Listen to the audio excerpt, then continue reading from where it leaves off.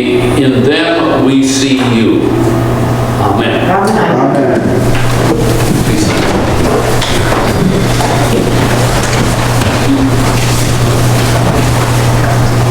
You shall love the Lord your God with all your heart, and you shall love your neighbor as yourself. It's all about love. Well, if we want to see what that kind of love looks like, we can take a look at that story of Ruth. We just heard part of that story in today's first reading. The story of Ruth. It's a story about a family that faced a lot of tragedy. First, Naomi and her husband faced starvation during a time of famine. So in order to survive, they emigrated to the nearby country of Moab. And then while living in that country of Moab, her two sons married local girls. But then Naomi's life really crashed. Her husband died. And then both of her sons died. And now it is just the widow Naomi and the two widowed daughters-in-law living in a male-dominated world that in no way was friendly toward widows. And so, Naomi, having heard about some food available back in the old country, decides to go back to the old country, to her hometown, Bethlehem, where at least she can live out her last days in poverty, but at least it'll be a familiar place. And now this morning we just heard that part of the story where the young widow, Ruth, promises to go with her and to be her supportive companion for the rest of her life. And then what follows in the rest of the book of Ruth is a love story. A story where Ruth meets a man named Boaz. And they fall in love. And they marry. And they start a family. But now it's important for us to take note of the fact that the entire book of Ruth hardly ever mentions God at all. There's a few places in the book of Ruth where people exchange blessings. You know, the Lord be with you and the Lord be with you. But there's no burning bush like Moses had encountered. There's no parting sea. There's no thundering voice from heaven above. There's no bright lights. There's no heavenly chorus to signal God's presence. It's just the simple, everyday events of people needing to put food on their table and people meeting and exchanging greetings. It's just the everyday events where one might say, it just so happened. It just so happened. It just so happened that this young widow, Ruth, went out to pick up some of the fallen sheaves of grain left behind by the barley harvesters.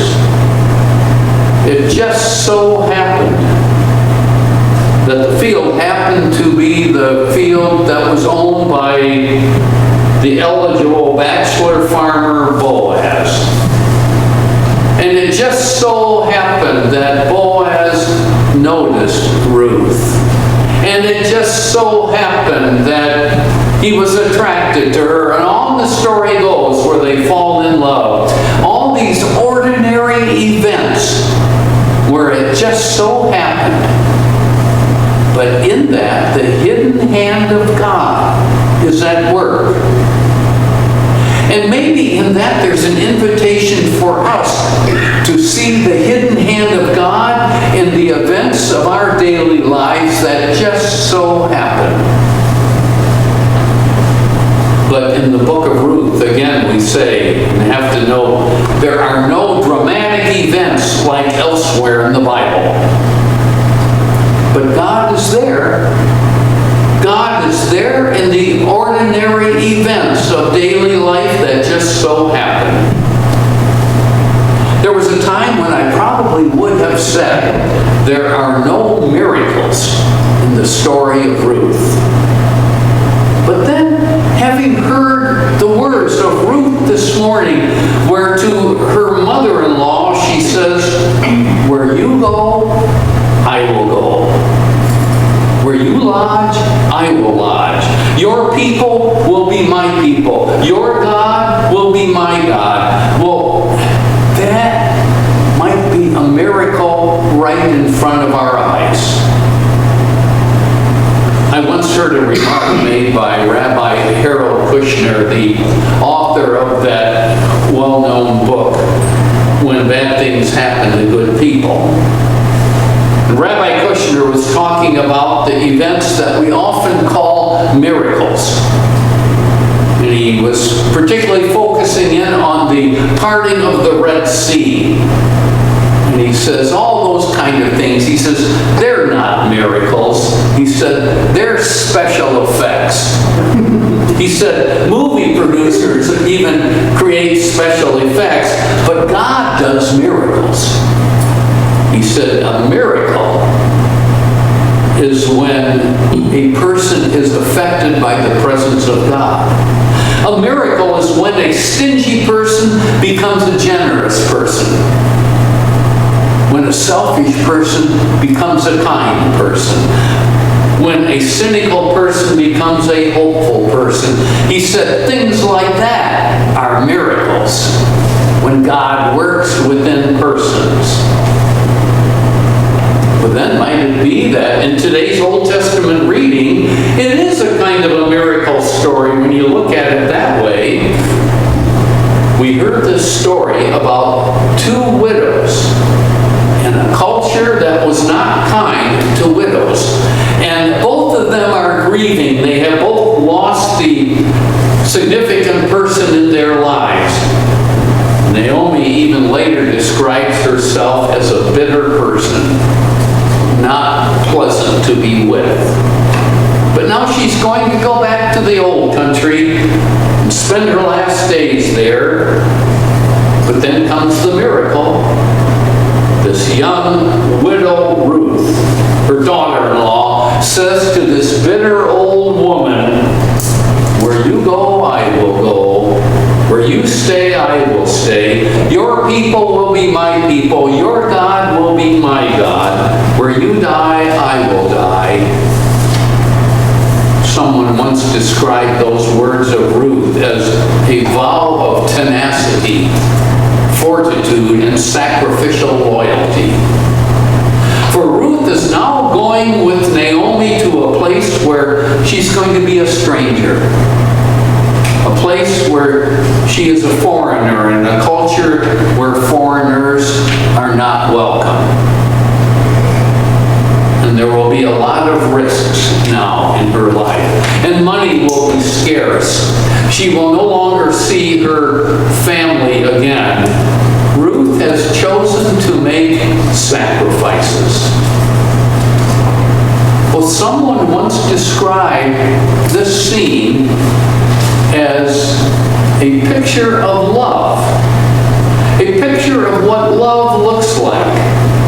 Love, they said, pictured in 3 dimensions. Love, seen when someone becomes vulnerable, like Ruth. Love, seen when someone chooses to make a sacrifice, like she did. Love, seen when someone goes out of their way for another person. Now, the story of Ruth may not have that spectacular display of divine activity, but God's presence is there, hidden in the love of Ruth, who chose to become vulnerable, who chose to sacrifice so much and to risk her future to help this grieving old woman, and to go out of her her way to be what some have called a wounded healer. Perhaps each of us could cite some case where in our lives on our behalf, someone became vulnerable, where someone on our behalf chose to make a sacrifice or went out of their way for us. If so, then we have seen what love looks like. And Jesus talked about love in today's gospel reading when a man asked him, "What is the first of all the commandments?" And Jesus put it all into one brief, two-pronged word that said love. Love the Lord your God with all your heart. Love your neighbor as yourself. That's God's foremost commandment. Love God and love your neighbor. That's a commandment. But you know, that kind of makes me wonder, can love be commanded? Can you command a person to love? Can you make love a mandate? Can you command your children to love? Well, I guess if love is only an emotion that you feel, then I would question whether it can be commanded. But we have to get beyond the notion of love being a cuddly feeling. Or, as was said in a recent essay, we have to get beyond assuming that loving God and our neighbors means expressing friendly sentiments to God in Sunday worship and exchanging warm pleasantries with people who live near us during the week. For the Scriptures call us to another kind of love. We are called to the kind of love which is a verb. It's an action. For love is not only something you feel, but love is something you do. Love is something you do. And it's like that three-dimensional picture from the book of Ruth. Love is where someone becomes vulnerable, where someone chooses to make a sacrifice on behalf of another person, where someone chooses to go out of their way for another person. Now, when that scribe asked Jesus about the foremost of the commandments, Jesus spoke of love. And in speaking of love, he used an ancient word for love, a word that implies someone becomes vulnerable, implies someone makes a sacrifice for another and goes out of their way for another. One time he pointed to the picture of love in the person of the Good Samaritan. So how will the commanded love become visible in the days ahead for the people of God in this place? What will be the picture of love that emerges from us? Well, I expect love will be done in low-key miracles, as things just so happen. Love will be done where someone among us becomes vulnerable in some way, where someone makes a sacrifice of some kind, where someone goes out of their way for someone else. Maybe it will be done in a laundromat. Recently, a pastor listed what she saw as pictures of love in the congregation she is serving. Here's some of the things she mentioned.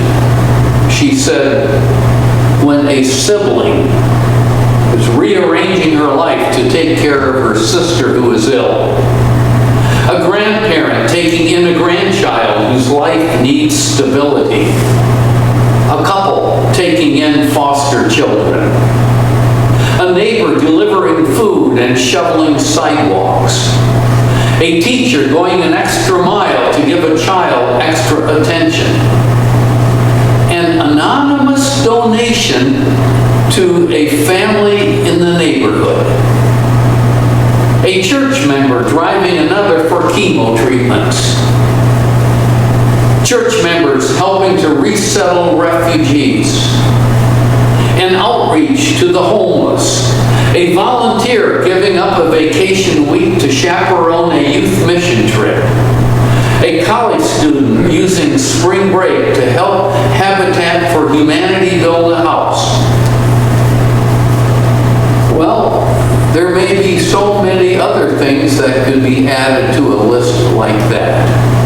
I think Ron, for his picture of love that he talked about this morning.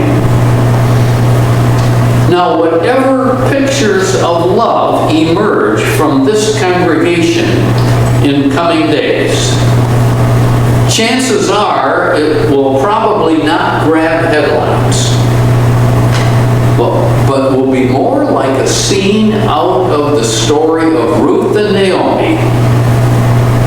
But chances are someone will become vulnerable. Chances are someone will choose to make some kind of a sacrifice. And chances are someone will go out of their way for someone else.